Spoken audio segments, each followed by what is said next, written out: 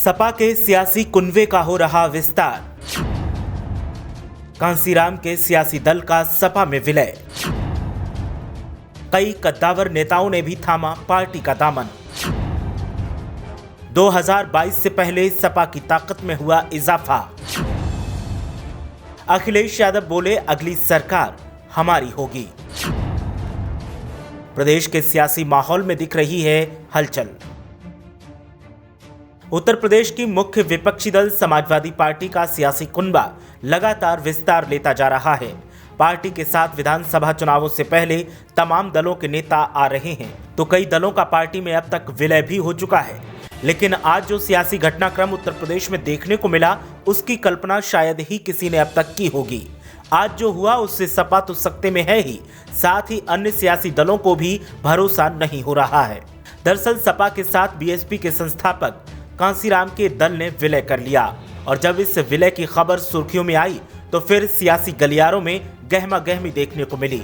Samajwadi party में कांसीराम के दल का विलय होने से प्रदेश में पार्टी की स्थिति में बदलाव तो होगा ही, साथ ही ताकत में भी इजाफा हुआ है और अब पार्टी को बीजेपी के सामने चुनौती पेश करने में भी सफलता मिलेगी। सपा में विलय के बाद कांसीराम बहुजन दल के नेता दीपचंद राम ने दावा करते हुए कहा कि प्रदेश में जो सियासी माहौल दिख रहा है उससे निजात पाने के लिए सबको एकजुट होना होगा।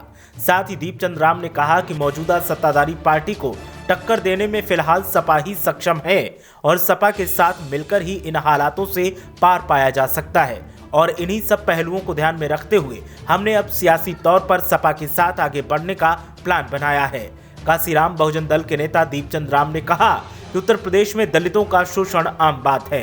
हालांकि बहन जी मायावती ने खुद को दलितों के मसीहा के तौर पर पेश कर वोट हासिल किया, लेकिन उनकी स्थिति में बदलाव नहीं किया।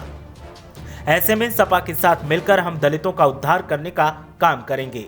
सियासी जानकारों की माने तो दलितों का वोट बैंक अगर सपा के खाते में आता है तो उत्तर प्रदेश के अगले चुनाव में सपा बीजेपी के सामने बेहतर चुनौती पेश कर सकेगी, और सपा के साथ आते तमाम नेताओं से साफ संकेत मिल रहा है कि मुकाबला भी बीजेपी वर्सेस सपा ही होगा। वहीं इस मौके पर सपा प्रमुख और पूर्व सीएम अखिलेश यादव ने कहा कि प्रदेश में अगली सरकार हमारी ही होगी।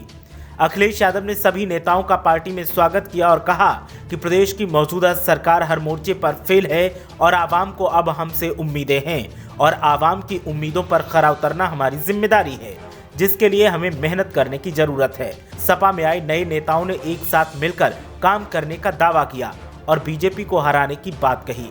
देखना यह है कि नए नेताओं के पार्टी में आने से और कांसीराम बहुजन दल के विलय से सपा को कितना फायदा होता है और कितना नुकसान सपा अन्य दलों का कर पाती है।